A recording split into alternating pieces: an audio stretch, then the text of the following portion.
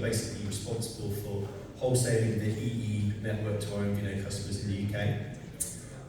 I've been asked to talk a bit about, from an MNO perspective, what's the value of MVNO? Why do MNOs bother with MVNO? And you can see from the title, cannibalisation is king with a question mark. I do kind of like talking about a little bit controversial topics, a little bit taboo topics. So I'm going to explore that cannibalisation conversation and give you a little bit of insight as to why I think it shouldn't be a taboo topic for an MNO. Before we do that, just coming back to that value question. The value, what is the value of MVNO to an MNO? I wonder if anyone kind of has to guess what that line up there, that chart, what anyone got any ideas? ARPU. Boris Johnston's approval ratings? No, it's not that. It's not ARPU. No, it's a bit of a tricky question to us. I don't expect anyone will get it. But in 2019, Virgin Mobile announced to the market that they would not be renewing their MVNO agreement with BT Wholesale, which actually ends, or just ended in December 2021. And on that day, BT share price reduced by 5%. That 5% equated to £1 billion of BT's market capitalisation. If you think Virgin Mobile, roughly, I think it would have been about a third of the market, the MVNO market at that point in time, roughly. So you could times that by 3. And I could say that in the UK, the value of MVNOs to an MNO is £3 billion. Job done and walk off and go and get a beer. But I think we should probably explore why. Why is there that value in the market? Why are MVNOs got that kind of value to an MNO? And again, if I asked, went my room and asked, I'm sure there'd be some usual topics that would come up for discussion.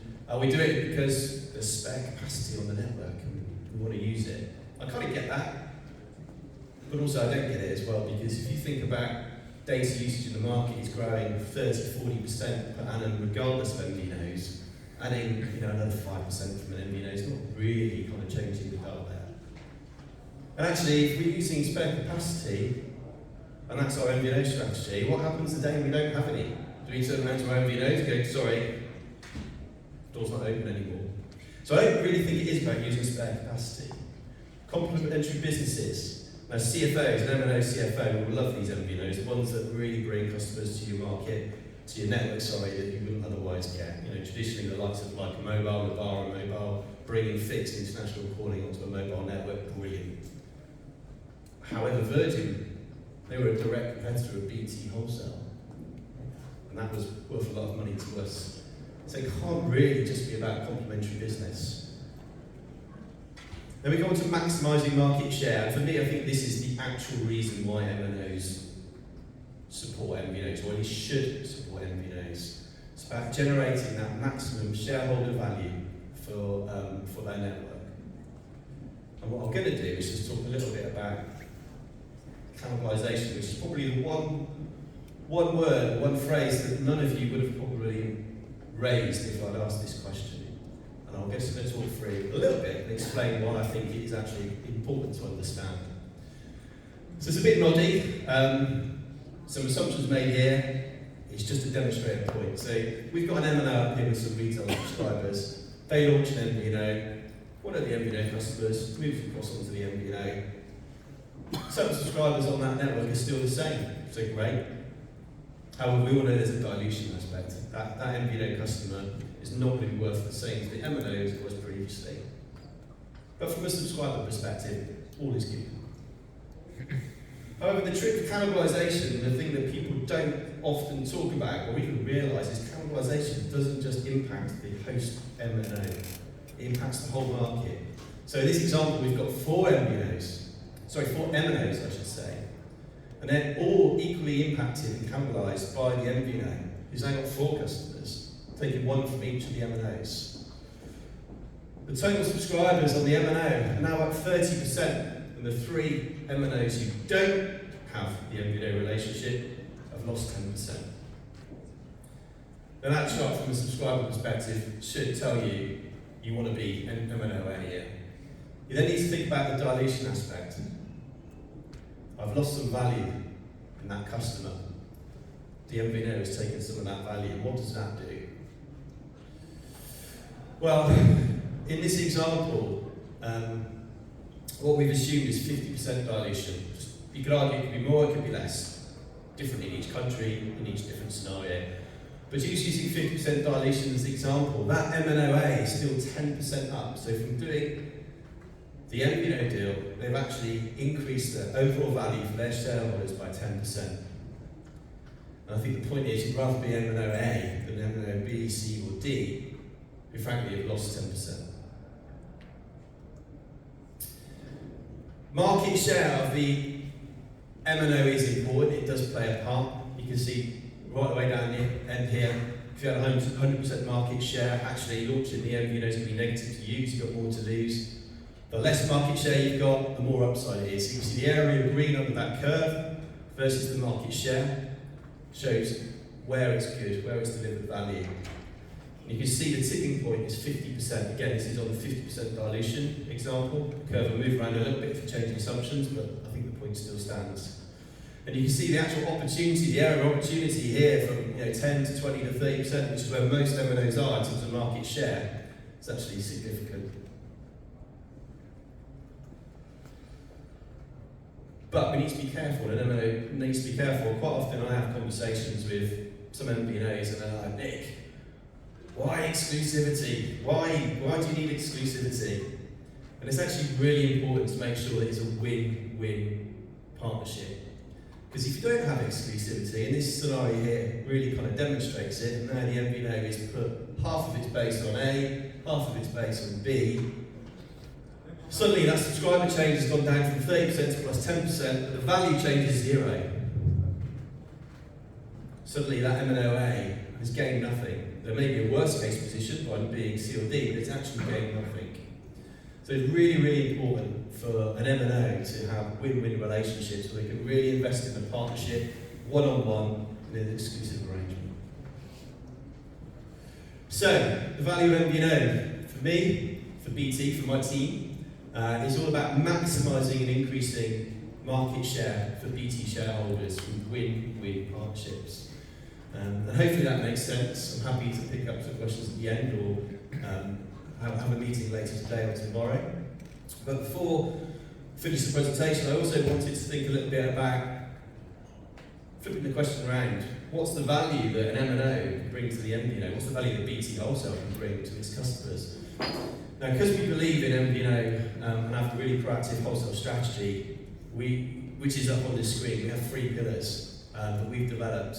And this is what we live and die by in terms of how we go to market, how we do business, how we support customers. Very, very simple. 3 foundations. Number 1 is building the strongest foundations, which is all about having the best network.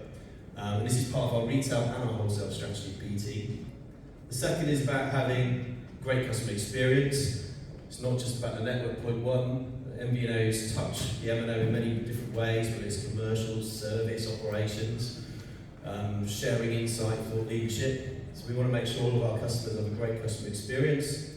And then the third one is about investing in the future, basically, and a bright, sustainable future is what we call it. So this is about making sure we're not standing still, and we're making the right investments, so that as the market changes, we're moving with it. So that's things for us, at the moment, that's things like eSIM for us. It's about moving MVNO beyond the traditional consumer market, which in the UK MVNO accounts about 10%, into new verticals like IoT and business mobile, which has got great momentum at the moment.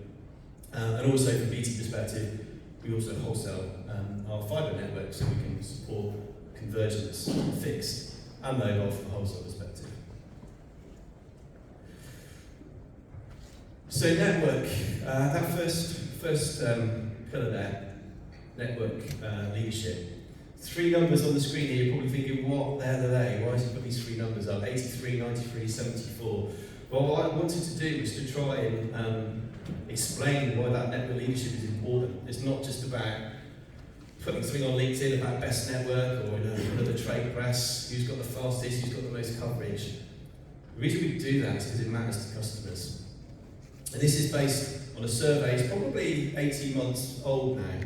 But it's a survey of actual customers about their purchasing decisions and what factors are most important to them. 83% of customers said that network speed was a key and important purchasing factor. 93% that data coverage was important. And 74% said that 5G availability, so 5G coverage, was important. And if you did that survey today, I'm sure that 74 would have increased massively.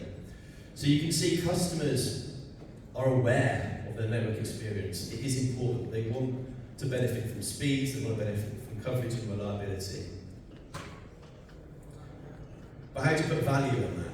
Well, if you had an MVNO that launched over 5 years, did 50k sales per year, a 20% churn, 10% ARPU, again, just some made up numbers, would generate about 18.9 million pounds worth of revenue. But what if that network, so you've seen that customers understand network experience and they're demanding the best. What if network leadership gave 10% more sales, 10% less churn, and 10% higher ARPU? It actually increases your revenues over those 5 years by 25%. Again, you could argue, is it 10, is it 8, is it 7, is it 15? The point is, it adds up to a significant amount of money over a business plan for an MVNO. I think the important thing for BT is we're actually delivering on that strategy, that first point of network leadership. We already have today average data speeds which are up to 4 times faster than our competition, and in terms of 4G availability, that's 13% more. So that's 13% more of the time that a customer can actually find a data signal and do a data event on the network. It's not standing still though. 4G, that's still important, but it's all about 5G in terms of customers going forward. They know 5G's out there, they want it. We're the first network to launch 5G. Recently, we're the first network to hit 50% population coverage in the UK. But it's not about population coverage, to be honest. It's a nice metric to hit. It's about geographic coverage. And we have committed publicly, and we have a plan in place and the investment in place to take our 5G network to 90% of the geography of UK landmass by 2028. It's really important for customers. We kind of have to do it as well. We've got no choice. We've got no choice to make sure that we've got the best network in the UK with the right levels of coverage and reliability, because a few years back we signed this contract, the UK Emergency Services. So this is with the UK Government Home Office. It's a long-term contract. It's the first in the world where the nation's emergency services have used a commercial 4G network for their critical communications. So yeah, we have to do this. We have to support that level of service. But it's not just for the emergency services. All customers benefit from the same network. So, to summarise, first point, I think it's really important. In a competitive market, MNOs can maximise their market share for MVNOs. Those who don't are not maximising their market share. Secondly, economies of scale. Your networks have a high fixed cost. The more volume you have on your network reduces your overall cost per unit and increases your return on investment. Again, that's from an MNO perspective. And then finally, point 3 there, from an MVNO perspective, choosing the right partner who supports MVNOs but also can bring you a network that meets your customers' demands will mean your overall business case, your overall P&L will be more profitable than it otherwise would. So that's all I wanted to talk about today. I hope that makes sense. I hope it gives you a perspective of at least how we as an MNO see the market and why we are proactively engaged in what we're here today, why we've signed up several new MVNOs in the last year, and why we continue to focus on this part of the market. This is actually BT's new branding for the enterprise segment. BT means business. I think that really applies to BT Wholesale as well, and MVNO. We definitely do mean business. If anyone would like to have a chat after the event today, I'm here today, tomorrow, my team is, I think there's 5 of us here in total. We've got commercial, we've got products, we've got sales, we're all here. Please come and find me and I'd love to talk to you. Have we got any time for questions now? Yeah, I think we've got some questions. Any questions from Nick?